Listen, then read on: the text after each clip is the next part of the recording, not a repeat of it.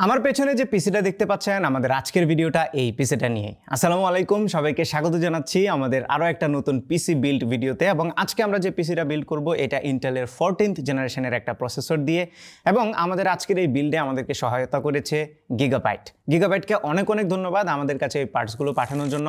আজকের বিল্ডে আমরা সবগুলো গিগাবাইটের পার্টসই ব্যবহার করেছি, যেহেতু একটা ব্র্যান্ডেরই পার্টস ব্যবহার করেছি, সো আমরা কিছু বেনিফিটসও এক্সট্রা পাবো। আপনিও যদি চান গিগাবাইটের সবগুলো পার্টস দিয়ে একটা পিসি বিল্ড করতে পারেন, তখন বেশ কিছু এক্সট্রা বেনিফিট পাবেন, যেগুলো নিয়ে আমরা কথা বলবো। It's a kind of ecosystem. সেই সাথে এই বিল্ডে আমরা কি কি পার্টস ব্যবহার করেছি, সেগুলোর দাম কত এবং এটার পারফরমেন্স কেমন ফাইনালি দাঁড়িয়েছে, সেই বিষয়গুলো নিয়ে আজকে ভিডিওতে বিস্তারিত কথা বলবো। সো আর কোনো বাড়তি কথা না বলে আমরা সরাসরি স্পেসিফিকেশনে চলে যাই, মানে আজকের বিল্ডে আমরা কি কি ব্যবহার করেছি সেটা আপনাদেরকে আগে একটু জানিয়ে দিই। শুরুতেই আমরা মাদারবোর্ডটা নিয়ে একটু কথা বলি। আমরা এই বিল্ডে যে মাদারবোর্ড ব্যবহার করেছি এটা হচ্ছে Z790 চিপসেটের একটা motherboard, gigabyte Aorus elite x. এটাতে বিল্ট ইন ওয়াইফাই আছে, DDR5 র্যাম স্লট আছে, ডুয়েল চ্যানেল, সেই সাথে PCIe 5 সাপোর্টেড, একই সাথে PCIe Gen 4 M.2 স্লট আছে, টোটাল 4টা। অ্যাডভান্সড হিটসিঙ্ক ডিজাইন আছে এটাতে। এই মাদারবোর্ডটাতে 14th জেনারেশনের ইন্টেলের প্রসেসর সাপোর্ট করে, একটু ব্যাকওয়ার্ড কম্পেটিবিলিটিও আছে। আপনি চাইলে 12th কিংবা 13th জেনারেশনের প্রসেসরও এই মাদারবোর্ডে ব্যবহার করতে পারবেন। এই মাদারবোর্ডের থার্মাল ডিজাইনটা আমার কাছে বেশ ভালো লেগেছে। এটাতে fully covered MOSFET heatsink use করা হয়েছে, সেই সাথে SSD স্লটগুলোর উপরেও একটা হিটসিঙ্ক আমরা দেখতে পাচ্ছি, যেটাকে গিগাবাইট বলছে thermal guard 3। Now let's talk about the beast of this PC, সেটা হচ্ছে এটার প্রসেসর। সো এটাতে আমরা ইন্টেলের 14th জেনারেশনের প্রসেসর ব্যবহার করেছি, ইন্টেল Core i9 14900K, যেটা একটা আনলকড প্রসেসর এবং এটাকে ওভারক্লক করা যাবে যথেষ্ট পরিমাণে। আর আমাদের যে মাদারবোর্ডটা আছে সেটাও কিন্তু এনাফ কেপেবল এটার ওভারক্লকিংটা সাপোর্ট করার জন্য। এটা 24 কোর এবং 32 থ্রেডের একটা প্রসেসর, যেটাতে 36 মেগাবাইট ক্যাশ আছে। এবং এই প্রসেসরটা ইন্টেলের যে ডুয়েল ক্লাস্টার ডিজাইন আছে সেটাতে করা হয়েছে, তার মানে এটার 8টা কোর হচ্ছে পারফরমেন্স কোর আর বাকি 16টা কোর পাওয়ার এফিসিয়েন্সি কোর। এবং এই প্রসেসরের ম্যাক্স যে টার্বো ক্লক স্পিড আছে সেটা হচ্ছে 6 গিগাহার্টজ পর্যন্ত যায়। এটা আপনাকে বায়োস থেকে অ্যানাবল করে নিতে হবে, তাহলে আপনি টার্বো স্পিডটা পাবেন।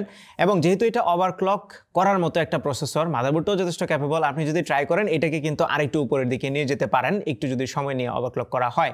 স্পিকিং অফ ওভারক্লকিং, ওভারক্লক করতে গেলে আপনাকে অবশ্যই ভালো একটা কুলার ব্যবহার করতে হবে। এবং আমরা এই বিল্ডে যে কুলারটা ব্যবহার করেছি এটা এখনো পর্যন্ত বাংলাদেশে লঞ্চ হয়নি, আপকামিং একটা কুলার, এটাও গিগাবাইটের পক্ষ থেকেই। আর এটা হচ্ছে অরাস ওয়াটারফোর্স X360, একটা AIO, এবং এটাতে 60x60 LCD ডিসপ্লে আছে, যে ডিসপ্লেটা কাস্টমাইজেবল। আপনি চাইলে কাস্টম টেক্সট, ভিডিও, ইমেজ এগুলো দিতে পারবেন। এবং RGB Fusion 2 সাপোর্ট করে এটাতে, সো এইটার ডিসপ্লেটাকে আপনি রোটেটও করাইতে পারবেন, ফুললি কাস্টমাইজেবল।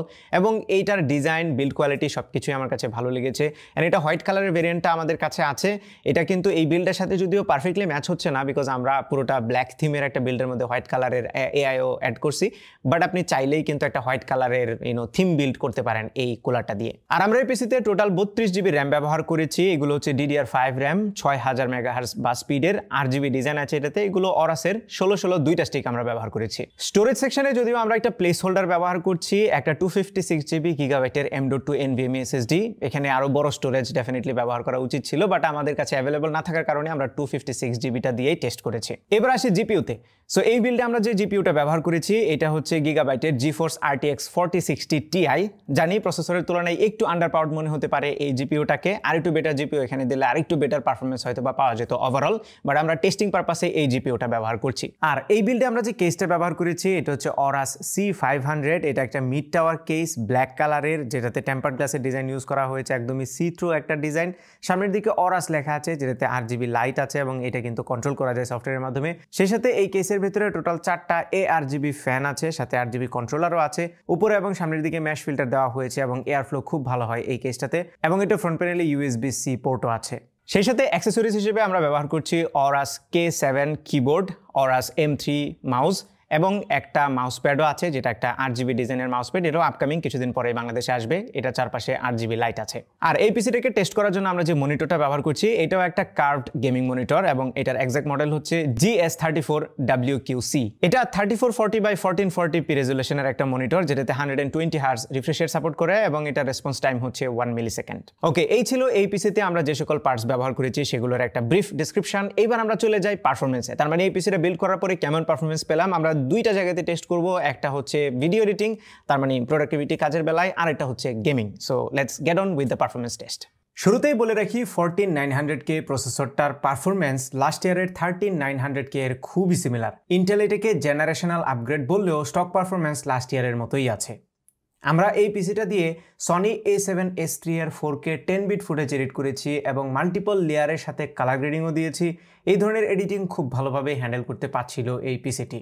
আর সিনথেটিক বেঞ্চমার্ক করেছি আমরা সিনেবেঞ্চ দিয়ে। সিনেবেঞ্চের প্রত্যেকটা স্কোর আপনাদেরকে স্ক্রিনে দিয়ে দিচ্ছি যেন আপনারা both single core, multi core এবং জিপিইউ পারফরমেন্সটা ইন্ডিভিজুয়ালি দেখে নিতে পারেন। নাও let's talk about gaming. GTA 5 এর ইন গেম বেঞ্চমার্ক রান করে 4K তে সব ম্যাক্স সেটিংয়ে অ্যারাউন্ড 30 FPS এর মতো পাচ্ছিলাম আমরা, বাট 1440p তে সেম সেটিংয়ে আমরা রাফলি 70 FPS এর মতো অ্যাভারেজ ফ্রেম রেট রেকর্ড করতে পারছিলাম। সেই সাথে আমরা সাইবারপাঙ্কের ইন গেম বেঞ্চমার্কটাও রান করেছি, যেখানে রে ট্রেসিং অফ করে 1440p রেজুলেশনে আমরা 77 FPS অ্যাভারেজে পাচ্ছিলাম। থার্ডলি আমরা ফোর্জা হরাইজন 5 এর ইন গেম বেঞ্চমার্কটাও রান করেছিলাম, যেটা 4K রেজুলেশনে এক্সট্রিম সেটিংয়ে অ্যাভারেজ FPS পেয়েছে 55। এছাড়াও এই তিনটা গেম বেশ লম্বা সময় খেলার পরে আমাদের যে এক্সপিরিয়েন্স হয়েছে তা থেকে বলতে পারি এই বিল্ডে আরেকটু বেটার একটা জিপিইউ দেওয়া গেলে গেমিং পারফরমেন্সে আরও অনেক ইমপ্রুভমেন্ট পাওয়া যেত। ওকে, সো এই ছিল এই পিসির পারফরমেন্স টেস্ট। আশা করি আপনারা সবাই একটা আইডিয়া পেয়েছেন যেটা থেকে কেমন পারফরমেন্স পাওয়া সম্ভব। যেহেতু এটাতে ওভারক্লক করার সুযোগ আছে, সো আপনি চাইলে আরও বেটার পারফরমেন্স এটা থেকে বের করে নিয়ে আসতে পারেন আর একটু বেটার ওভারক্লক করে। ওকে, শুরুতে আমরা যেটা বলছিলাম যে এই পিসিতে আমরা গিগাবাইটের সব পার্টস ব্যবহার করেছি। এটার কিছু সুবিধা আছে। ফর এক্সাম্পল, গিগাবাইটের একটা সফটওয়্যার আছে গিগাবাইট কন্ট্রোল নাম, যেটা দিয়ে আপনি এই পিসির সব কিছু একটা সেন্ট্রাল কন্ট্রোল প্যানেল থেকেই কন্ট্রোল করতে পারবেন। আগে যেমন গিগাবাইটের 8GB ফিউশন আলাদা ছিল বা অন্যান্য কন্ট্রোলগুলো আলাদা ছিল, এখন কিন্তু সবগুলোকে একসাথে করে গিগাবাইট কন্ট্রোল নামের একটা সফটওয়্যারে নিয়ে আসা হয়েছে। রিসেন্টলি ডেভেলপ হয়েছে সফটওয়্যারটা, যদিও এখানে আরও ডেভেলপমেন্ট হবে সামনে এবং আরও ইমপ্রুভ হবে। আমরা কয়েকটা ক্র্যাশ লক্ষ্য করেছি রিসেন্টলি এবং গিগাবাইটের সাথে কথা বলে জানতে পারলাম যে সফটওয়্যারটা আন্ডার ডেভেলপমেন্ট আছে, তার মানে এটা আরও বেশি ইমপ্রুভ হবে। অলরেডি এটা অনেক বেশি ইউজফুল। ফ্যান কন্ট্রোল থেকে শুরু করে 8GB লাইট কন্ট্রোল এবং সব ধরনের জিনিসগুলো আপনি একটা সেন্ট্রাল প্যানেলে পেয়ে যাচ্ছেন। এটা আমার মনে হয় বেশ সুবিধাজনক একটা ফিচার। ফাইনালি ভিডিও শেষ করার আগে এই পিসির প্রাইস নিয়ে আপনাদেরকে একটা আইডিয়া দিয়ে নেই। আমি প্রাইসটা মুখে না বলে স্ক্রিনে লিখে দিচ্ছি, আপনারা দেখে নিন। এখানে সবগুলো পার্টসের প্রাইস ইন্ডিভিজুয়ালি দেওয়া আছে। ইন্ডিভিজুয়ালি পিসিটার প্রাইস কত, মনিটরের প্রাইস কত, অ্যাক্সেসরিজগুলোর প্রাইস কত, সেটাও কিন্তু আমরা এখানে লিখে দিয়ে দিব আপনাদেরকে। এবং এই পিসিটা যদি আপনারা বিল্ড করতে চান বা এখান থেকে অন্য যে কোনো পার্টস যদি ইন্ডিভিজুয়ালিও কিনতে চান, সেটা আপনারা স্টারটেক থেকে কিনতে পারবেন। আপনাদেরকে জানিয়ে রাখি, স্টারটেকে কিন্তু এখন গ্রেট উইন্টার ফেস্টিভ্যাল চলছে, যেখানে অনেকগুলো গিফট জেতার সুযোগ আপনারা পাবেন। সেই সাথে অনেকগুলো র্যাফেল ড্র হবে, সেই র্যাফেল ড্র থেকে অনেক ধরনের গিফট আছে। সেই সাথে নিশ্চিত ভাউচারের সুবিধাও থাকছে। সো আপনারা চাইলে স্টারটেকের যে কোনো নিকটস্থ আউটলেটে ভিজিট করতে পারেন অথবা অনলাইন থেকে অর্ডার করতে পারেন। ডিসেম্বরের 31 তারিখ পর্যন্ত এই গ্রেট উইন্টার ফেস্টিভ্যাল চলবে। সো এই ছিল আমাদের আজকের ভিডিও। আশা করি ভিডিওটা আপনাদের ভালো লেগেছে। যদি ভালো লেগে থাকে তাহলে ভিডিওতে একটা লাইক দেবেন, কমেন্ট করে জানাবেন কেমন লাগলো। আপনার ফ্রেন্ডদের সাথে শেয়ার করতে একদমই ভুলবেন না। আমাদের পেজে ফলো এবং চ্যানেলে সাবস্ক্রাইব তো মাস্ট। দেখা হবে পরবর্তী ভিডিওতে। Till then take care. আসসালামু আলাইকুম।